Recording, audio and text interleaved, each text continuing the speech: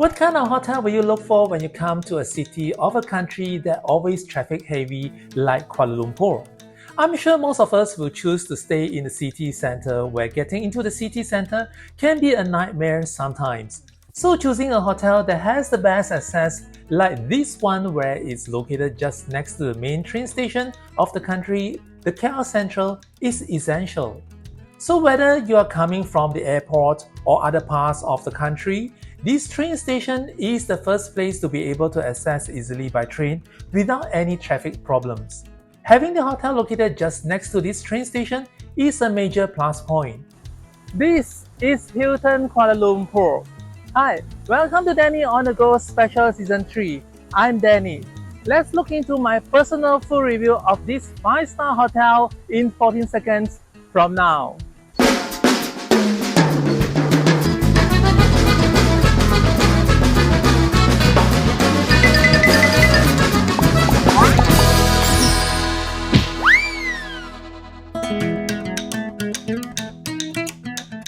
Do you know that the Hilton Kuala Lumpur was the very first 5-star hotel opened in Kuala Lumpur? Hilton is a well-known hotel brand that exists since 1919 in Dallas, America. The brand expanded rapidly since then and touches the land of Kuala Lumpur in 1973. It was located in Jalan Sultan Ismail, right in the Golden Triangle of Kuala Lumpur, but the hotel lasted for 30 years and was taken over by a new management under the name Mutiara in 2003. The Hilton Kuala Lumpur disappeared for 4 years and re-emerged in the Kuala Lumpur city in 2007 in a new location as you see here. Located 15 minutes away from its original location in the city center, it's bigger and newer now. Although the hotel is not right in the city center as the old days, it still has a very strategic location as it is located right beside the main train station of Kuala Lumpur, the KL Sentral Station, where one can get to anywhere in the country. So whether you are coming from the airport or if you are not driving like what I'm doing, you can come easily to this hotel by train as the main train station of the country is just next to the building. It's perfect for visitors or business people to stay or engage any meetings here. No wonder the Hilton Kuala Lumpur has won Malaysia's leading conference hotel for not 1 but 6 years continuously from 2019 till 2024. The hotel has 512 rooms and suites spanning out of the 35 floors of the building.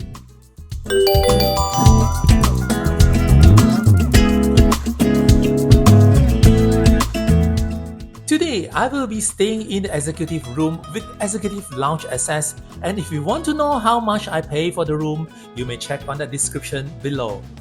I will be having another video on the executive lounge coming soon, and please subscribe my channel so you won't miss any of my video. The entire property is massively huge and it's very special too as it's sharing with another management hotel in the country, the Le Méridien Hotel, which is managed by Marriott Boardwalk. So please stay on to see how special it is. Let's look into the rough layout of the building. First 3 floors are the car parks. Level 4 is the lobby, restaurants, bar and lounge. Level 5 are more restaurants. Level 6 and 7 are the grand ballroom and events halls. Level 8 is where the facilities and spa are located. Level 9 till 26 are the hotel rooms.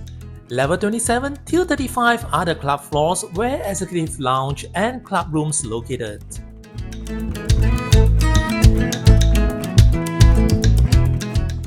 Here I will show you the few ways to get to the hotel. First, as usual, is driving to the hotel. I'll be driving and follow the way to the KL Sentral Station as the hotel is just located beside it. Just follow the sign and you will see the entrance of the hotel on the right while the KL Sentral is on the left. The parking is shared by 2 hotels, the Hilton and Le Méridien.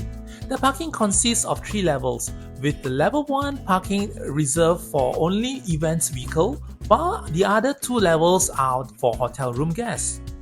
The parking is cashless, but it's not free. In-house guests has to pay a flat rate of 5 ringgit, and upon leaving, one just need to validate their touch and go card or credit card at a concierge will do. The hotel has 23 events hall and a grand ballroom. At times, the parking are really full, especially when there are events going on. I have to make 3 rounds and only find one bay. The lift to the lobby is easily seen and is shared by 2 hotels too. Maybe this is the 2 hotels lift waiting area, so it's quite spacious inside. If you are not driving and coming to the hotel by train from the airport or other parts of the country, you may take a special bridge that links from the KL Sentral to the hotel building. This is the KL Sentral, the main transit hub for all trains in the country. Whether you are coming using the Airport Express or other kind of railway in the city, or even you are coming from the nearby shopping mall, the New Central Shopping Mall, you will be directed to the main hall of the train station as you see here.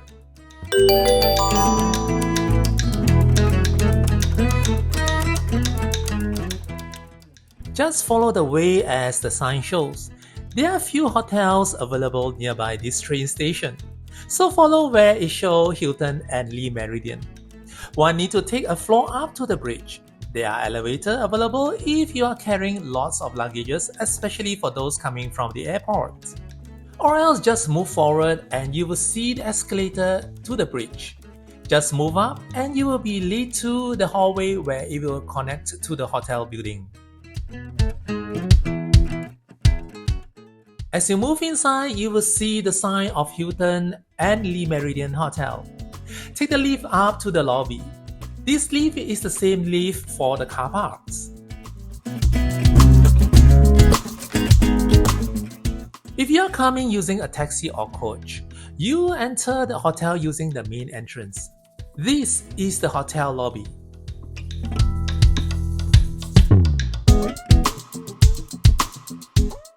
It is huge, bright and clean with high ceiling. In the middle is the lobby where there is a huge long crystal chandelier in the middle. At the side are some of the dining area where I will show you later of the video. So let's check in first. The reception area is on the left side from the main entrance. As I booked an executive room, I can check in at the executive lounge. One may check in at this place too, and the staff here are very nice and friendly. I was given the room on level 33, the same floor as the executive lounge. The lift to the room is on the far end and it's bright too.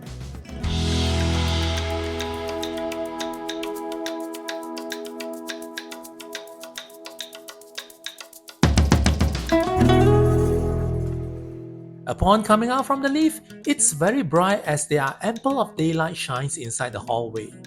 The hotel rooms are either facing the park or facing the city or rather the train station. This is the view of the park. This is the Botanical Park of Kuala Lumpur.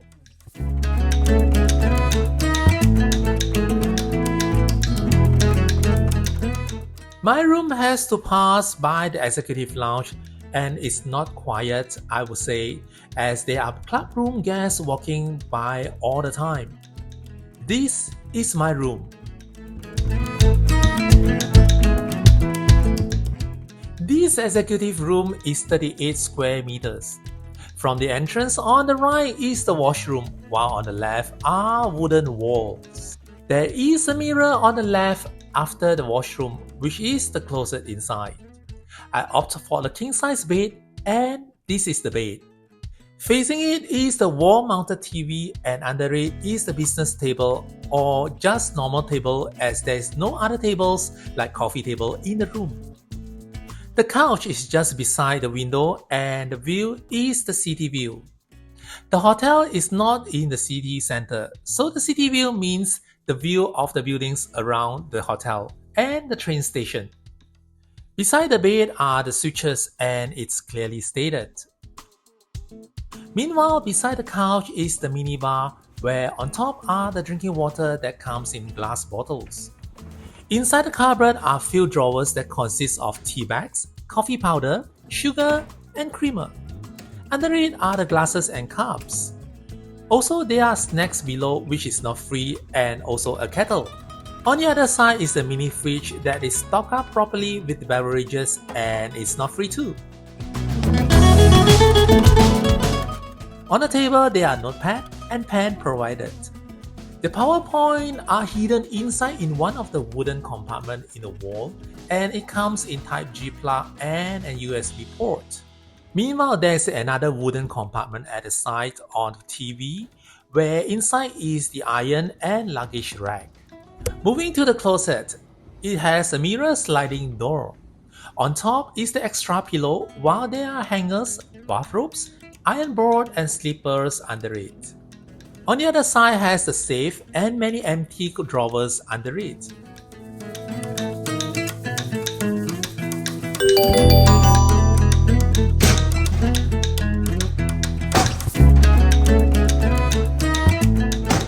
Let's look into the washroom. The washroom is separated with a sliding edge glass door. The vanity area has a basin with some basic toiletries. Beside it is a mirror door where inside is the toilet.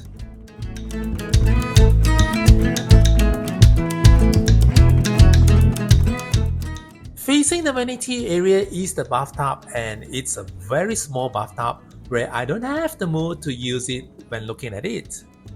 Beside is a glass door where the shower area is inside with normal and rain shower fixture.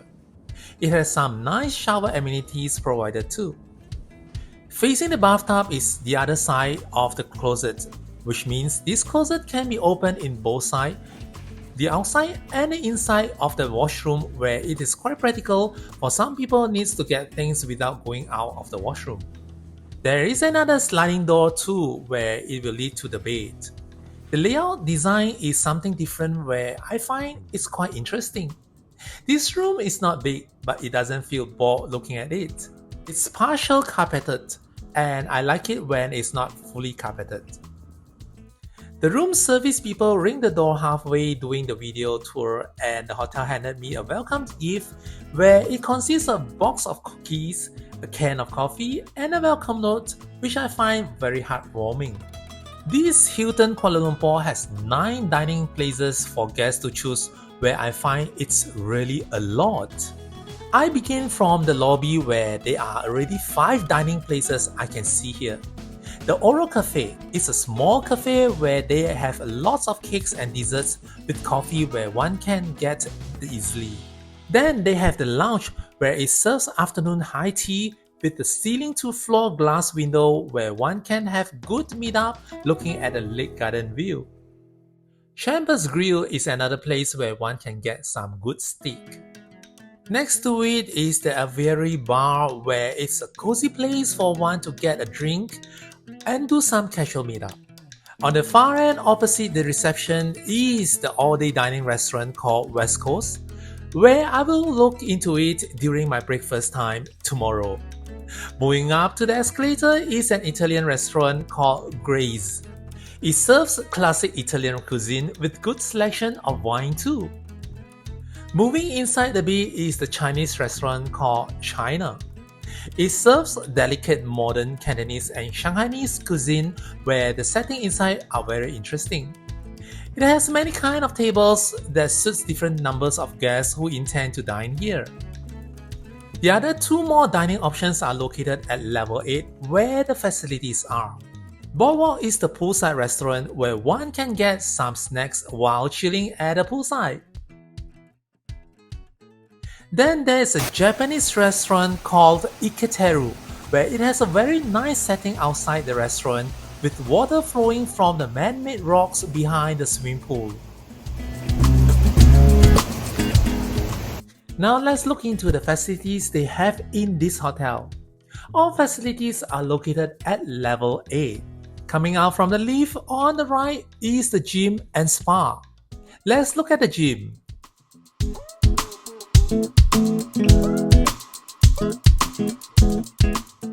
The gym has a very high ceiling and very bright with very well equipped gym machines. It's not very big and all machines are placed pretty near to each other.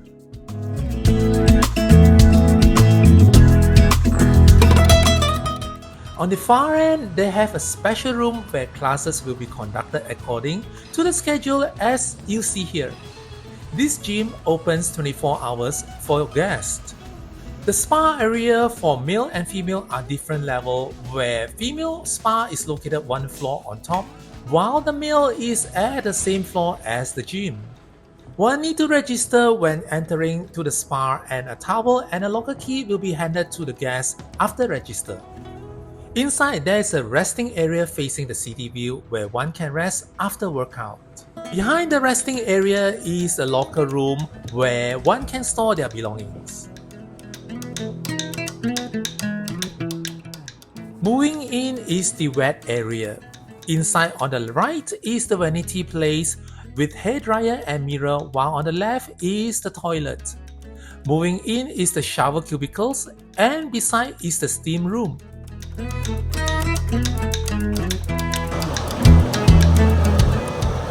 On the furthest is the sauna and jacuzzi. This spa opens from 6 am till 10 pm.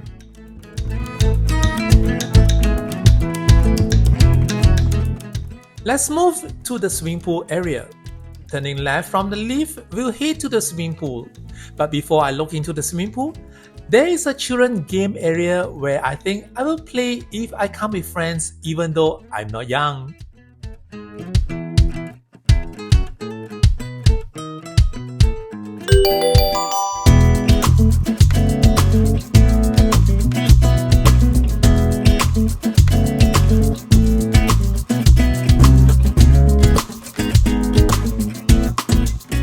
There is this giant chess set and a giant board game called Snake and Ladder where I like to play when I was young.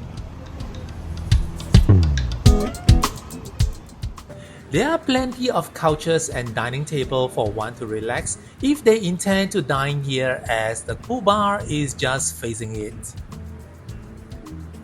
Smoker Heavens is on the far end, where this place is specially designed for smokers who intend to take a puff. This hotel has the longest swimming pool in the city. The swimming pool is shared with Le Méridien Hotel.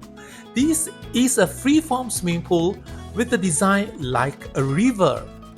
Swimmers may not like it as it doesn't have really a straight lap to swim, but family or kids or people like me who likes to play water rather than swim will love it very much.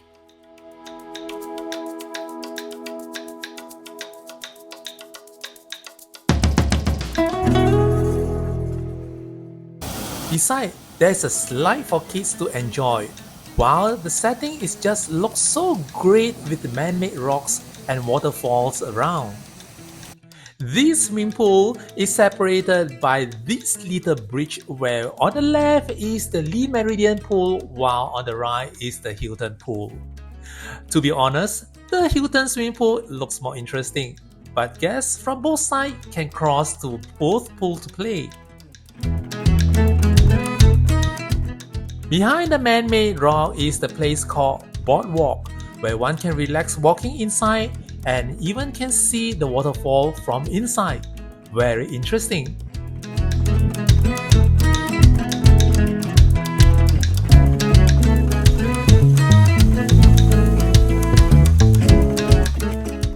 This swimming pool opens from 6 am till 11 pm, so one can even get a night swim if they want to.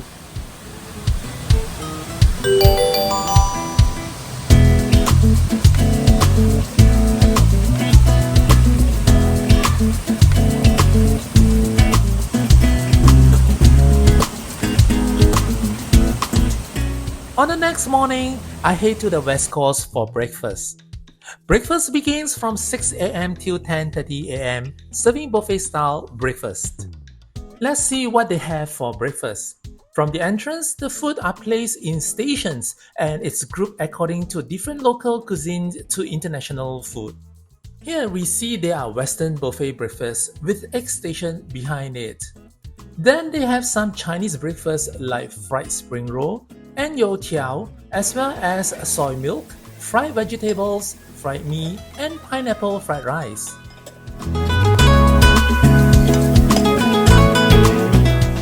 Next to it is the porridge with lots of toppings to go along with it. Beverages like fruit juice are limited at the corner here. The next station is the Indian breakfast where mostly are vegetarian food with lots of spices. Facing it is the cut fruit stations.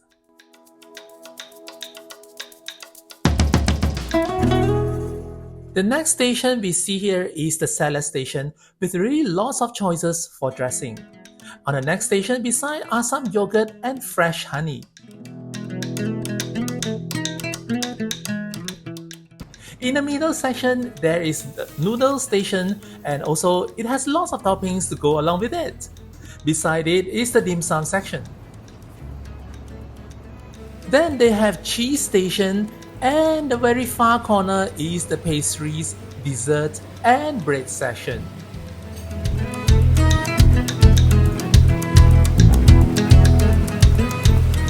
Generally, it's a lot of choices of food to choose from for this hotel. The setting of the restaurant is nice and the table arrangement is not very cluttered. And they have the food arrangement done cleverly, where they are scattered into different sections here and there. But this hotel is very big and during peak time, this place can be very crowded. So come early if you want to have a nice and quiet seating for breakfast.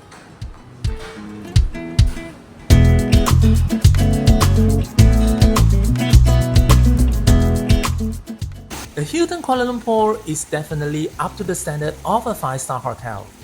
From the facilities, especially the amazing swimming pool setting, the service of the staff which is really friendly and helpful, the food which is abundant for breakfast, the ambience of the lobby which is cozy and bright, to the accessibility where one do not have a reason cannot get to this hotel, I would really recommend friends and family to stay if they are looking for a 5-star hotel in town. The only downside I can pick up is the soundproof of the room. I can clearly hear guests closing the room's door off and on and even can hear them talking as they walk past my room. But generally it's quite quiet at night as most are already sleeping. But if you intend to take an afternoon nap, then it will be a problem as there will be guests walking in and out, especially on the busy floor where the executive lounge is. If you want to know my personal rating for this hotel, here it is. I hope you liked the video and please subscribe my channel as it means a lot to me. Please stay tuned for the Hilton Kuala Lumpur Executive Lounge review which I will post in the coming week. Hope to see you again. Till then, bye!